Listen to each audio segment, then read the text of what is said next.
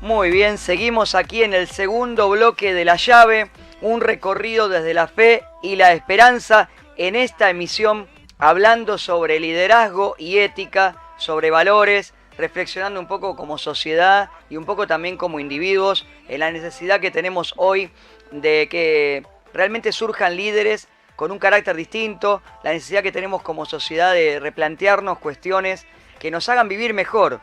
Y también desde el punto de vista de la política. Y para eso tenemos a nuestro invitado del día de hoy, el doctor Marcelo Díaz, asesor de la Comisión de Relaciones Exteriores y Culto del Senado de la Nación y docente universitario y amigo nuestro. Estuvo en el primer bloque, estuvimos hablando temas muy interesantes, nos metimos de lleno en esto y ahora vamos a continuar hablando un poquito justamente de ética, un poquito también de involucrarse en la política en la Argentina de hoy. Así que, Marcelo, continuamos. Gracias por estar con nosotros. No, gracias a vos por la invitación. Bueno, bien, en el bloque anterior estuvimos hablando, bueno, en líneas generales de esta crisis que hay a nivel de sociedad, de esta crisis de valores, de la necesidad de una identidad desde el rol, como decíamos, más clara, más definida de aquellos que están ocupando lugares de liderazgo, desde la política o de instituciones públicas o privadas, pero a su vez también hablamos de la necesidad de la ética, de un comportamiento como realmente corresponde, o tocamos el tema corrupción, tocamos el tema justicia, esta cantidad de cosas que tenemos en esta Argentina de hoy que no nos da un poco a veces ni tiempo ni de pensar, que ya nos llevamos a procesar la noticia del día de hoy, que ya mañana hay algo nuevo y estamos también en un proceso de, no sé si vos coincidís conmigo, recién vos decías, yo tengo una luz de esperanza, yo creo que hay cambios. ¿Vos creés que la Argentina o el argentino hoy está empezando a pensar un poco más respecto a la política, respecto al momento de votar, respecto, independientemente del color político de cada uno, de lo que cada uno vote? ¿Vos creés que estás desde dentro de la política, que estás asesorando a diputados, creés realmente que hay un principio de cambio en esto?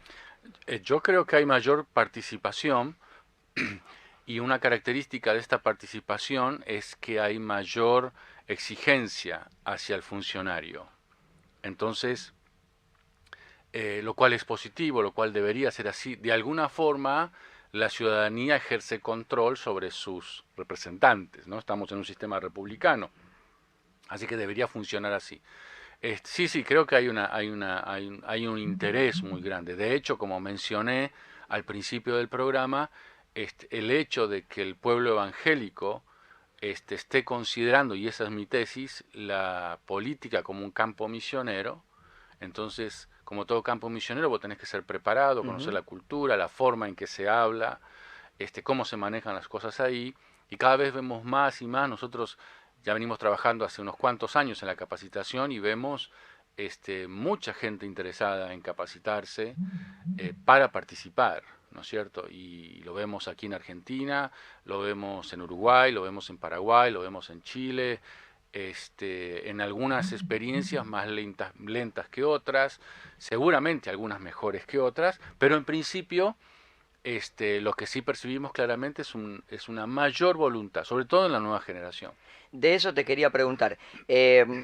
Desde el punto de vista cristiano evangélico, la necesidad que hay hoy de líderes, como decíamos hoy, con valores, con identidad, que no se corrompan, y este deseo que hay en una nueva generación de personas que quieren involucrarse, que quieren ser protagonistas, que dicen, bueno, me voy a involucrar, voy a hacerlo. Porque también es la realidad que muchas personas no se... a veces es fácil hablar, es que es fácil criticar, es fácil...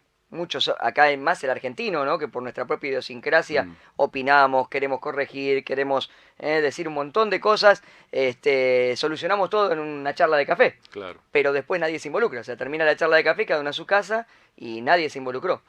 Sin embargo, vos me decís que hay gente, vos estás recorriendo mucho el país y estás recorriendo también países limítrofes, estás dando charlas. Vos ves que hay gente, me decías recién, que se quiere involucrar, y específicamente te quiero preguntar, dentro del pueblo cristiano, también, ¿qué ves? ¿Jóvenes, de edad madura, gente mayor? ¿Qué ves y quiénes son los que hoy están mayormente interesados en involucrarse en la política y traer un cambio? Bueno, en el porcentaje, la mayor cantidad es de jóvenes. Jóvenes en edad universitaria, jóvenes que están eligiendo sus carreras como ciencia política, bueno, en realidad varios tipos de Ujú. carreras, no solamente las ciencias sociales, pero bueno, son las que más acompañan el quehacer político, sí, con una firme voluntad de participación. Hay cristianos en el país que ya tienen una posición influyente en su liderazgo político, algunos han formado su propia corriente dentro de los Ujú. partidos nacionales, lo cual no es poco. Hay una gran cantidad sorprendente, para bien, gran cantidad de cristianos evangélicos ya participando en la política y en algunas funciones del Estado, desde concejales, consejeros, tenemos una senadora nacional, hay varios eh, que corrieron para diputados nacionales, bueno, intendentes, etcétera. O sea, y eso hace 10, 20 años atrás era prácticamente improbable, donde la visión de la vieja generación era no te metas en política, es del diablo, está toda Ujú. corrompida. Bueno, la visión, creo que fue una visión honesta, fue una visión honesta, honestamente equivocada, pero honesta al fin. Claro. Sin embargo, hoy el mundo ha cambiado y creo que la comprensión de lo que significa involucrarse también es mucho más amplia. Así que tenemos, gracias a Dios, una nueva generación que quiere participar y que le gusta estas cuestiones. Para quienes nos ven y nos escuchan, te voy a hacer una pregunta que seguro que muchos se deben estar haciendo. No solamente tenemos público cristiano, sino público en general. Acá nos escuchan, la llave es un lugar abierto y espacio abierto Bienvenidos, para todos. sin duda. Y seguramente mucha gente se puede preguntar, ¿por qué yo puedo llegar a ver que haya un cambio en que un político practique su fe cristiana? Porque en un cristiano yo puedo creer que puede haber un cambio. ¿Cómo le contestarías vos a esa persona que Mm. seguramente está escuchando, viendo o lo va a ver en la repetición y va a decir, a ver, yo entiendo todo, la gente hoy está, como diríamos, ya quemada con tantas cosas que piensa, ¿qué será esto nuevo? ¿Qué es lo que...? ¿Por qué una persona puede pensar, eh, si yo le doy el voto a un político que tiene su fe en Cristo, que tiene su Ujú. fe en Dios, ¿por qué va a ser distinto su comportamiento? ¿Qué le dirías vos? ¿Cómo le explicarías eso? Nosotros estamos en una cultura cristiana occidental, Exacto. entonces distinguir el hecho de que porque sea cristiano tiene un Ujú. plus, y es un poco difícil Por eso te lo verlo preguntaba para... desde esa perspectiva, porque conozco o estoy conociendo a partir de mi labor el año pasado en todo esto que estoy haciendo, gente que no se confiesa como cristiano, Ujú. o en nuestro caso como cristiano O como evangélico, exacto. y sin embargo tiene muy en claro el tema de valores, el tema de Ahí la iba, a ese punto honestidad iba, y el tema exacto. de transparencia. Entonces, lamentablemente, la historia de la iglesia cristiana en general, y no nos ayuda mucho en términos de una identificación, porque si vamos a hablar políticamente, los gobiernos no democráticos de América Latina fueron bendecidos por la institución Ujú. iglesia. Entonces, desde esa perspectiva yo entiendo el resquemor de muchos, decir, no, ¿qué garantía hay si ustedes apoyaron esto, aquello o aquello? Cuando meten iglesia a todo lo A que suena todo, como cristiano. exactamente, como cristiano. Sin embargo, creo que la cuestión pasa por encontrar valores en el candidato, si vos querés, valores pro vida, valores de honestidad, valores de transparencia, capacidad de administración. De hecho, está bueno mencionarte en este momento que los tres ejes sobre los cuales nosotros trabajamos en la capacitación son liderazgo, ética y gobierno. Ujú. Entonces, justamente el eje ética es el que trata de levantar y posicionar la cuestión valores en el lugar donde debe estar. O sea, volvemos a lo mismo. Cuando vos estás en una función pública, estás para servir a la ciudadanía, no para servirte a vos. Hasta si vos querés en cuestiones de tu salario, en la actividad privada, obviamente, vas a ganar muchísimo más, Claro. y en la actividad pública ganarás bien, pero no los alcances que tenés en la actividad privada. Sin embargo, si te gusta la política y te gusta la función pública y te gusta esto de las políticas públicas, bueno, estás en un lugar donde el marco formal sería servir a la ciudadanía usando los recursos del Estado. Cuando no se entiende eso, y bueno, pasan las cosas que pasan. ¿Por qué alguien debería confiar?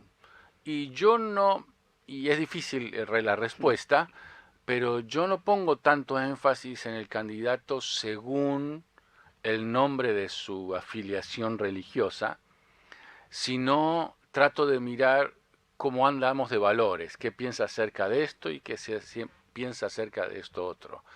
Y cuando alguien dice, miren, yo llego a esta función y no voy a aceptar cohecho, por ejemplo, Claro, entonces yo le pregunto, ¿por qué no vas a aceptar el cohecho? Entonces la persona dice, no, porque mis convicciones, entre otras, mis convicciones religiosas, me impiden hacerlo. Entonces, bueno, ahí lo religioso le está brindando a esta persona las bases para una decisión como esta, exacto. ¿no? Pero no miraría al candidato primero por su denominación religiosa, sino justamente al revés, por sus valores, y que sus valores me expliquen por qué es religioso. Claro, muy claro. Muy bien, estamos con Marcelo Díaz, doctor Marcelo Díaz, asesor del Senado de la Nación, docente universitario, está trabajando en capacitación para nuevas generaciones de políticos y además está trabajando con el liderazgo y con un espacio llamado Impacto Líder, que vamos a hablar después de este tema musical que vamos a escuchar. En todo esto que estamos hablando, creemos que lo mejor está por venir, porque por eso seguimos apostando aquí en este país, seguimos trabajando, seguimos soñando, seguimos teniendo fe de que se pueden cambiar las cosas. Y este tema dice, lo mejor está por venir, y lo canta Ricardo Montaner, lo escuchamos un ratito y luego continuamos. Para no perderme de lo que veré, no tendré descanso y el sueño de todos yo lo soñaré.